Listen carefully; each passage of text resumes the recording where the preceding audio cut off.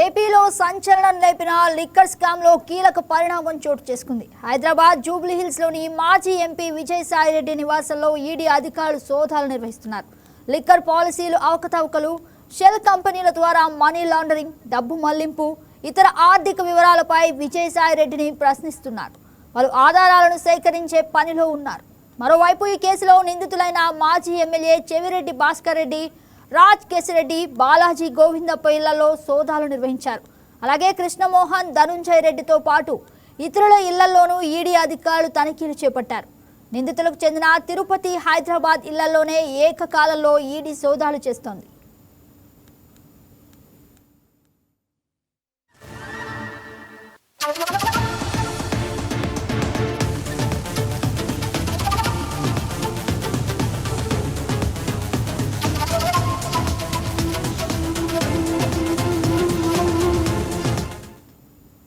చంద్రగిరిలోని మాజీ ఎమ్మెల్యే చెవిరెడ్డి భాస్కర్ రెడ్డి నివాసంలో ఈడీ సోదాలకు అధికారులు చేరుకున్నారు.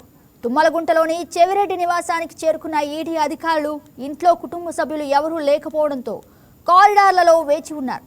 ఈ నేపథ్యంలో చెవిరెడ్డి ఇంటి పరిసరాల్లో పోలీసులు భారీ బందోబస్తు ఏర్పాటు చేశారు. లిక్కర్ స్కామ్ కేసులో అరెస్టైన చెవిరెడ్డి 250 రోజులకు పైగా జైలులో ఉన్నారు.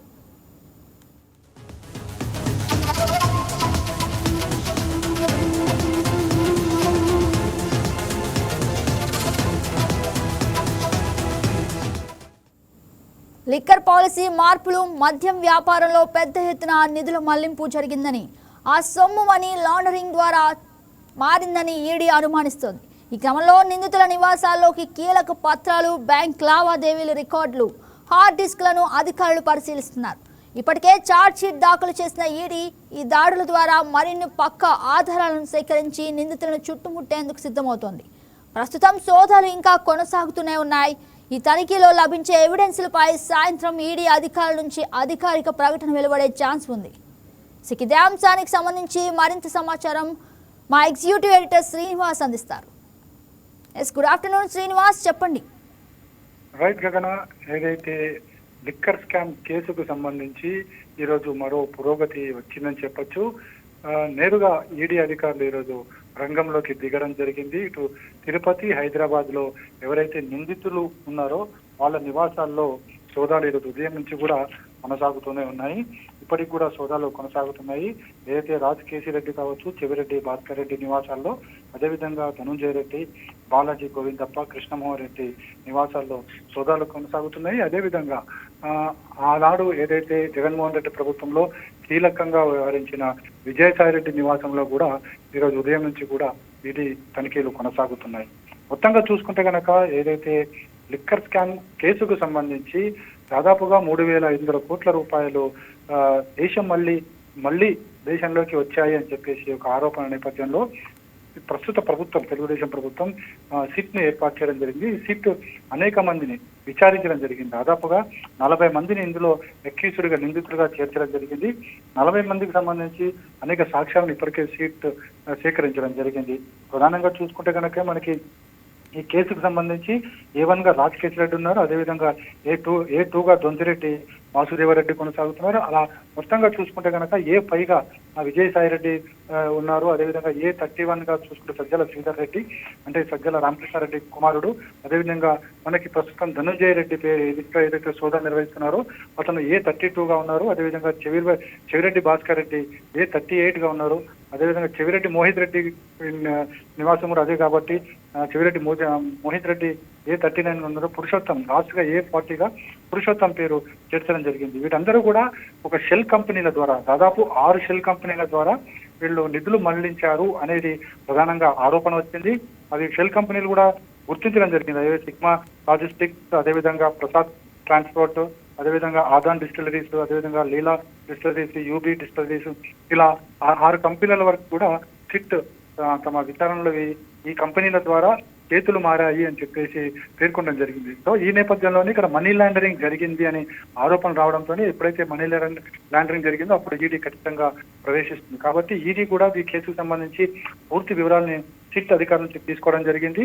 ఆ అధికారులను తీసుకున్న ఏవైతే ఛార్జ్ షీట్ ఉంటాయో ఆ ఛార్జ్ షీట్ల ద్వారానే మొత్తంగా కూడా ఈడీ సోదాలు నిర్వహిస్తుంది. అయితే ఇప్పుడు ఈ రోజు మనం చూసుకుంటే కనుక హైదరాబాదు అదేవిధంగా తిరుపతిలో ఈ సోదాలు కొనసాగుతున్నాయి. తిరుపతిలో చెవిరెడ్డి భాస్కర్ రెడ్డి నివాసానికి వెళ్ళినప్పటికీ కూడా అక్కడ అదే చెవిరెడ్డి భాస్కర్ రెడ్డి కుటుంబ సభ్యులు లేకపోవడంతో వాళ్ళు అక్కడే వెయిట్ చేస్తున్నారు. అదేవిధంగా హైదరాబాద్ లో కూడా మనకి రాజ్ పెసిరెడ్డి నివాసంలో, అదేవిధంగా విజయసాయి రెడ్డి నివాసంలో, ధనుంజయ రెడ్డి నివాసంలో కూడా ఈడీ అధికారులు సోదాలు నిర్వహిస్తున్నారు. అయితే వారు సేకరించిన ఏవైతే కీలక సమాచారం ఉందో ఆ సమాచారం అంతా కూడా వాళ్ళు గుప్తంగానే ఉంచుతారు. అయితే ఒకవేళ దీనికి సంబంధించి ఏం సేకరించారన్నది వెల్లడిస్తే ఈవినింగ్ వెల్లడిస్తారని చెప్పేసి కూడా తెలుస్తుంది. మొత్తానికైతే లిక్కర్ స్కామ్ కేసుకు సంబంధించి ఒక్కొక్క అడుగు ముందుకు పడుతుంది.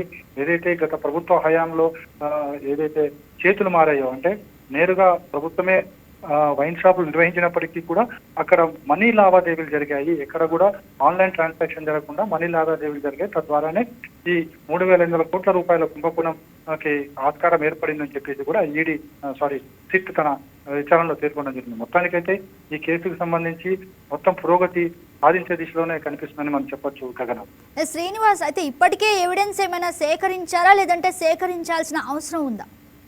అంటే ఈడీ వన్స్ ఒకసారి మనీ లాండరింగ్ జరిగిన తర్వాత ఈడీ ప్రవేశిస్తుంది. అది సహజంగానే జరిగే ప్రక్రియ.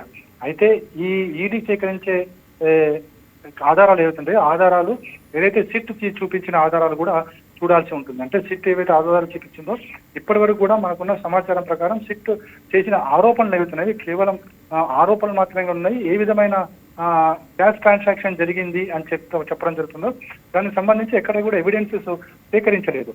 అయితే ఈడీ కూడా ఈ ఎవిడెన్సెస్ ఏవైతున్నాయి ఆ ఎవిడెన్స్ ఆధారంగానే సోదాలు నిర్వహిస్తుంది. ఈ సోదాల్లో ఇప్పటివరకు ఏం సేకరించింది, ఏమన్నా కీలక పత్రాలు కానీ కీలక ఆధారాలు కానీ ఏమైనా దొరికాయా లేదంటే అది ఈవినింగ్ సిట్ అధికారులు బయటకు వచ్చి వెల్లడిస్తే కానీ మనం చెప్పలేము. Yes, right, Srinivas. Thank you for the update.